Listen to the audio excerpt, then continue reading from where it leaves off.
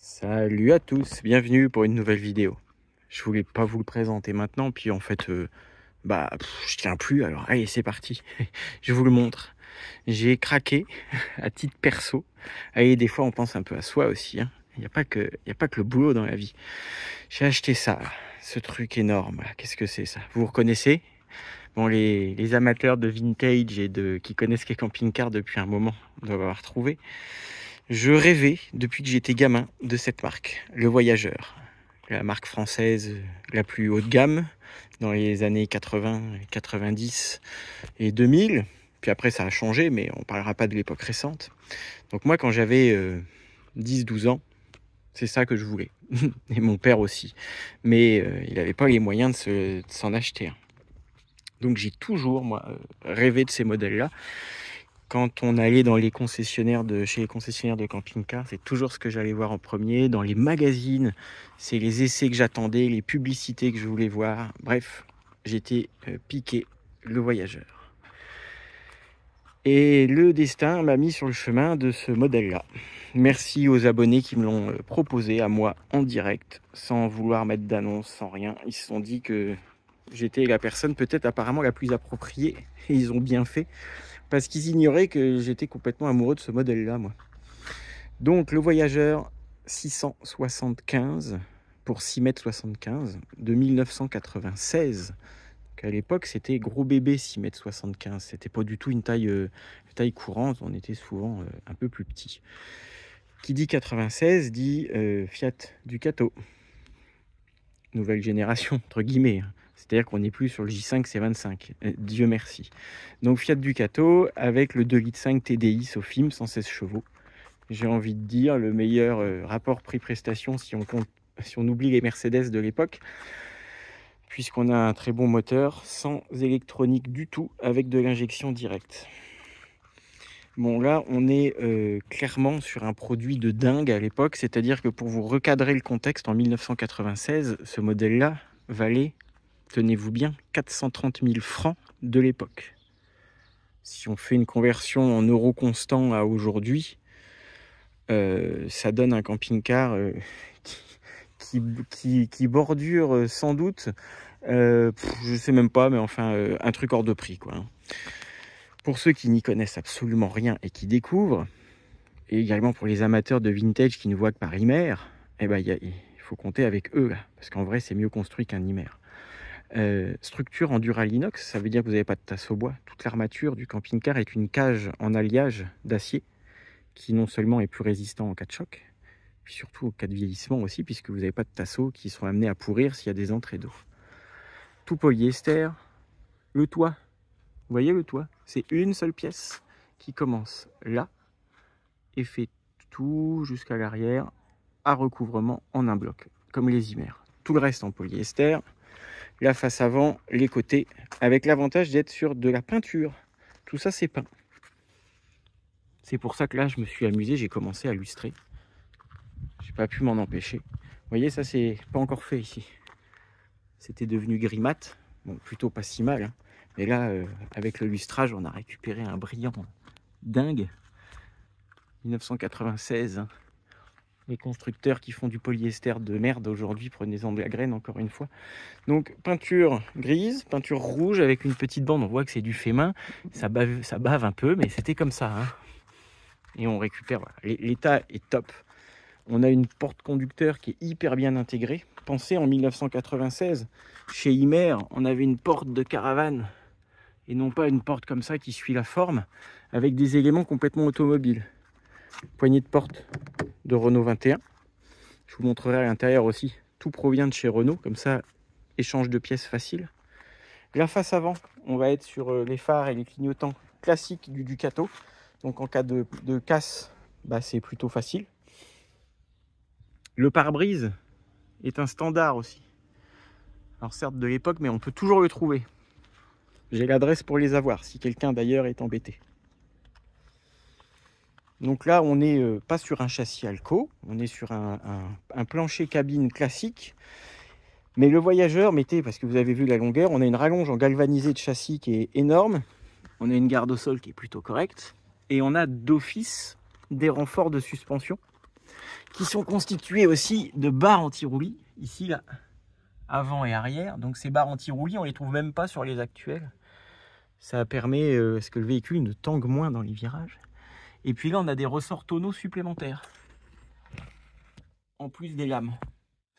D'ailleurs, vous constatez la forme de la lame, on voit qu'il n'est pas du tout avachi. Et on est en route 16 pouces, en 96. Chose qui a disparu après, on est repassé sur du 15, allez savoir. Donc ils ont réussi à aménager des coffres de rangement ici, dans le polyester, et puis un petit peu partout. Alors il a une disposition atypique. On est en 5 places carte grise, avec 5 couchages. Mais vous allez voir, des couchages en lit permanent, on a le lit de pavillon, là, comme tout bon intégral. Et après, c'est un appartement. Je kiffe vraiment cette config, moi. Elle est peut-être pas au goût du jour, moi c'est complètement kitsch. Moi je m'en fous, j'adore. La face arrière, on ne peut pas l'identifier comme un Ducato, puisque là on reprenait comme sur les Mercedes, on a des feux Mercedes d'ailleurs, vous voyez.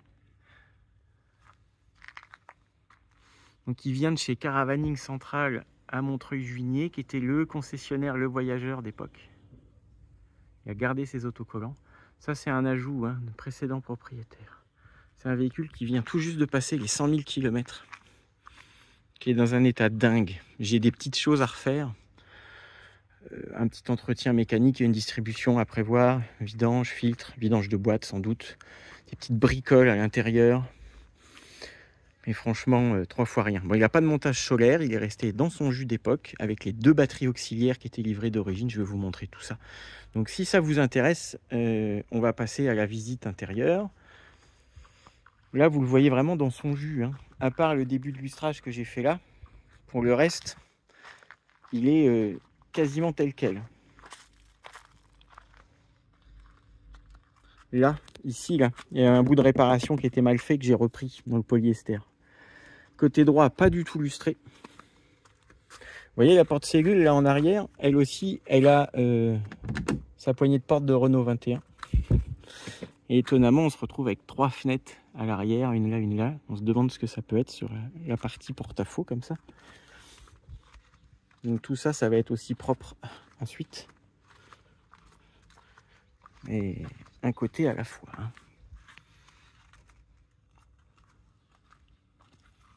Allez, je vais vous chercher les clés et je vous fais la visite intérieure. Avant de vous l'ouvrir, je voulais quand même vous montrer le détail de fou qu'en est pas. Ils étaient équipés en 96 d'un verrouillage centralisé avec une alarme d'origine, marque Gemini, montée donc par le Voyageur. Regardez, on est en 2024 et j'ai toujours la commande qui fonctionne et qui bien évidemment déverrouille les portes. Chez Imer, ils n'avaient jamais pensé à ça. En 96, chez Imer, vous avez une contre-porte plate avec une ficelle pour tenir la porte presque. Là, regardez le travail du plastique. Ah, c'était des fous, même du polyester. Tout est moulé. Regardez dans quel état c'est, comment ça a vieilli. Pourquoi aujourd'hui on a des camping-cars dont le polyester fissure au bout de 4 ans et pourquoi là au bout de 27-28 ans ça n'a pas bougé. L'autocollant des suspensions spéciales JSA, hop, avec les ressorts tonneaux. Donc la contre-porte c'est une pièce moulée unique, mais il reprenait, pour ceux qui reconnaissent, je l'avais déjà dit dans une précédente vidéo Le Voyageur, mais ça n'empêche pas de répéter parce que vous êtes nombreux à être nouveaux. Poignée de porte de Renault 21, grille de haut-parleur aussi. Commande de lait-vitre également. Pareil pour le bac de portière. On retrouve vraiment l'esprit Renault. Ça permet de trouver, si jamais on a un souci, là assez facilement encore, même si c'est âgé, vu la diffusion de ces interrupteurs et commandes, de trouver les pièces. On reviendra sur l'intégration après de la planche de bord. Pareil, où là vraiment c'était un travail de dingue. Et je profite que je suis là pour vous montrer donc les sièges avant. Alors évidemment la couleur est complètement dépassée. C'est bien kitsch, mais ça participe au côté fun et vintage de cet engin. Le Voyageur faisait venir les sièges directement des États-Unis. C'est-à-dire que ce sont les sièges similaires aux vannes GMC par exemple, les sièges arrière ou sièges avant. Il les faisait venir brodés à leur effigie, mais on est complètement typiquement sur des sièges US avec un confort, alors un moelleux, on s'assoit au volant, c'est incroyable. Et je vous expliquerai ensuite derrière la particularité des banquettes arrière. Je profite quand même que je suis là. On va reculer un tout petit peu la mise au point. Hop. Voilà, pour vous montrer l'intégration de la planche de bord. D'origine du Ducato. Vous voyez là, comment c'est fait? Imer en 96, c'était encore une planche de bois avec de la moquette par-dessus. Là, travail du plastique, vraiment bien intégré. Ici, dans la petite trappe, on va trouver des fusibles type voiture pour la partie cellule. Ils voulaient vraiment intégrer ça au mieux, laisser penser que c'était vraiment le côté automobile de série et non pas du bricolage artisanal. Là, on a les capteurs d'alarme d'origine aussi.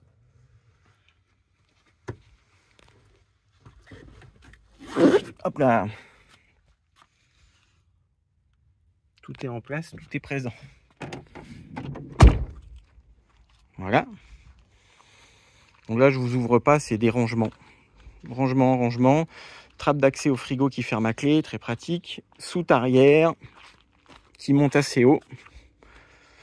Et on va surtout passer à l'intérieur, où là, pareil, notre porte est centralisée. Et ça marche. Et on va trouver aussi une contreporte type voiture.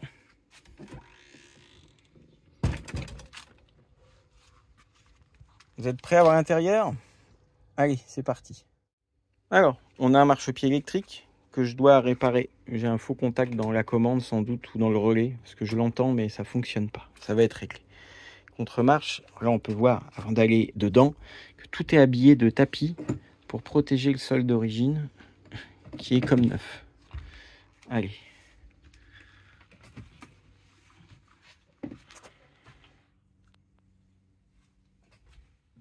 Bienvenue dans un appartement. Alors forcément, 6,75 m sans lit qui prend de la place à l'intérieur, on a de la place. La banquette, là, elle fait un peu plus de 2 mètres de long, par exemple.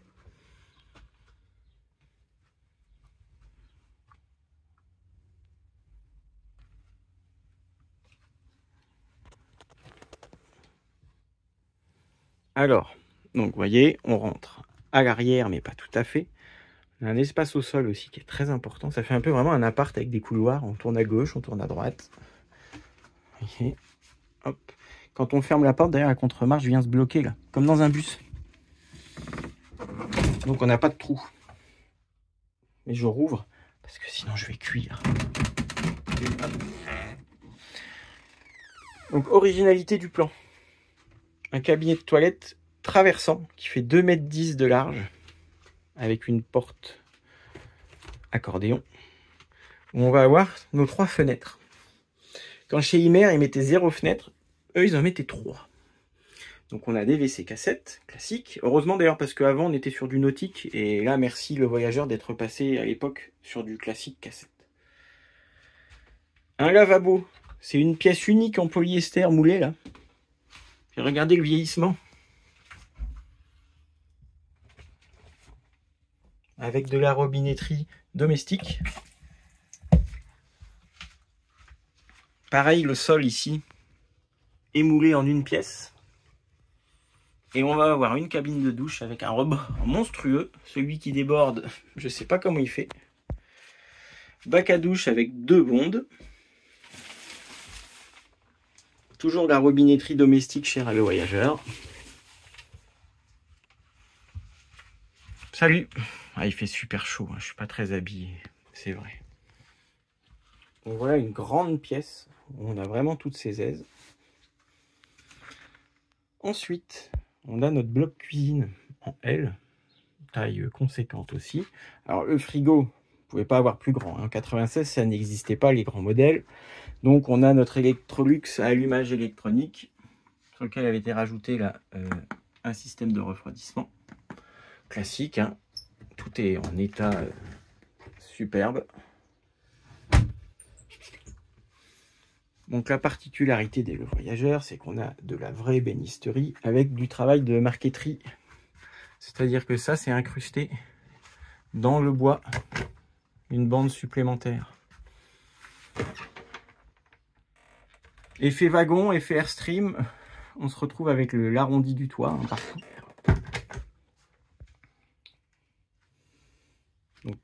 tremplin de travail, plaque de cuisson, 3 feux, évier, égouttoir, planche à découper, un four en accès comme dans une maison, comme la cuisine Vogica de chez mamie. Le four il donne directement sur le plan de travail. Le panneau de commande typique des Le Voyageur de cette époque. Le Voyageur Design. Alors, hop, non, c'est pas ça que je cherche, c'était là. Avec la lecture de la jauge d'eau et du voltmètre de batterie à l'ancienne. Et on a une mise hors gel des eaux usées. Ça, c'était d'origine. Donc, une résistance chauffante pour ceux qui partiraient en plein hiver. Dans les petites astuces aussi, on peut noter ce genre de planchette coulissante. Également, on peut voir aussi, hop, une huche à pain encore. Enfin, là, il n'y a pas de pain, il y a autre chose, mais c'était l'idée. Hop. Ici, on a un tiroir à couvert qui est caché là.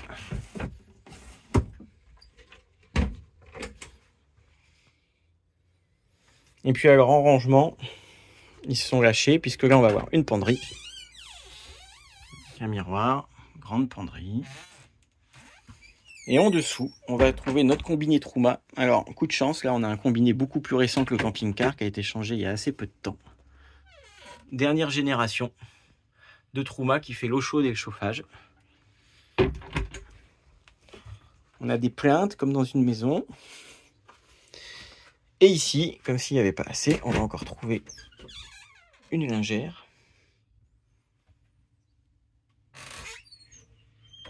Vous voyez la qualité de finition du revêtement du plafond.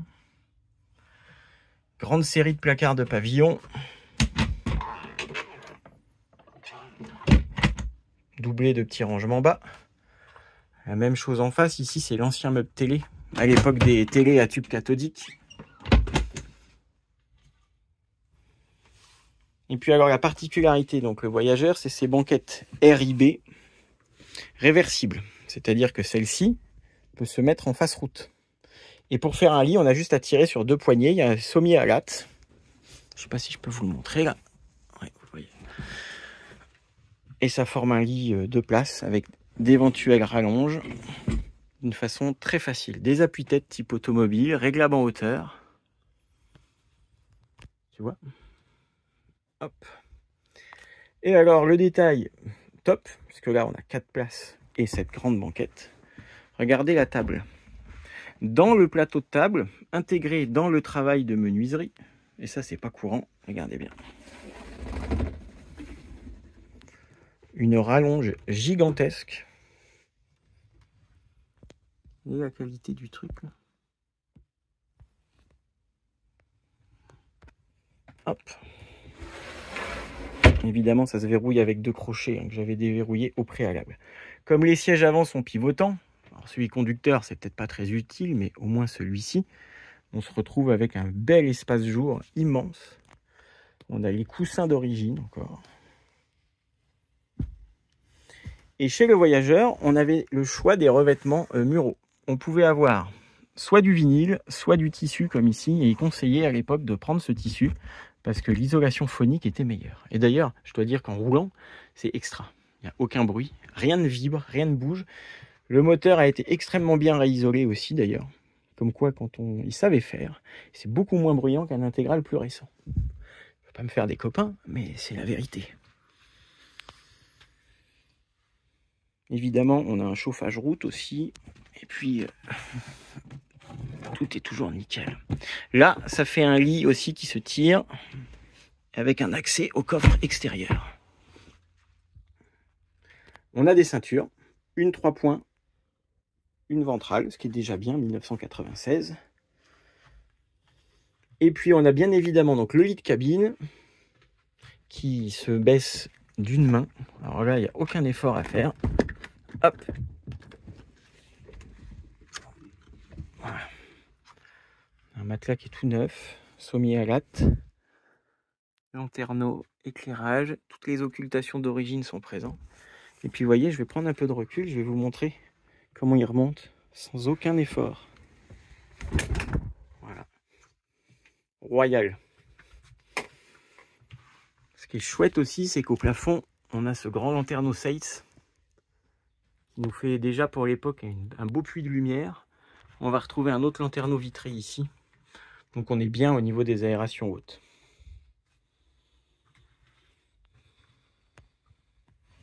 Bon, ce qui est dommage, c'est qu'il n'a pas la climatisation cabine. Ça, on va dire que c'est ce qui lui manque le plus.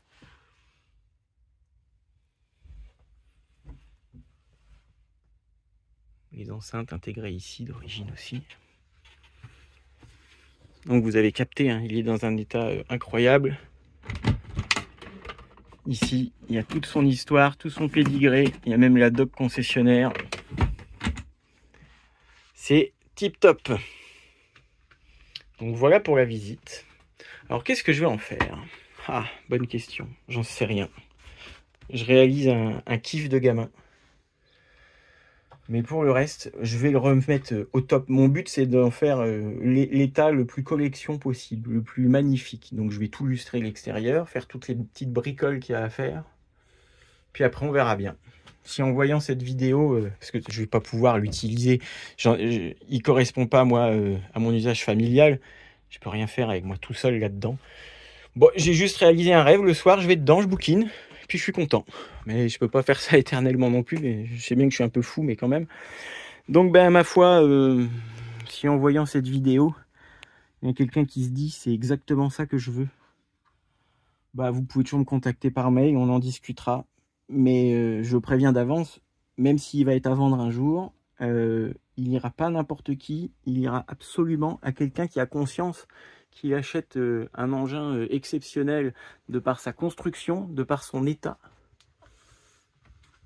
et qu'il faudra en prendre soin.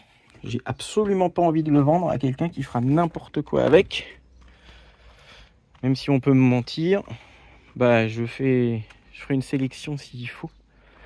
Me demandez pas un prix de vente, j'en ai aucune idée. Vous savez juste qu'on a un truc semi-vintage dans un état hallucinant. Et vous imaginez bien que quand il sera tout refait, tout repris, tout revu, bah, je vais pas le donner. Mais ceux qui connaissent ces engins-là en ont conscience. Voilà, ça m'a fait très très plaisir de vous le montrer. Parce que vraiment, je kiffe, même si là il fait très chaud et que c'était un peu sacerdoce d'être dedans.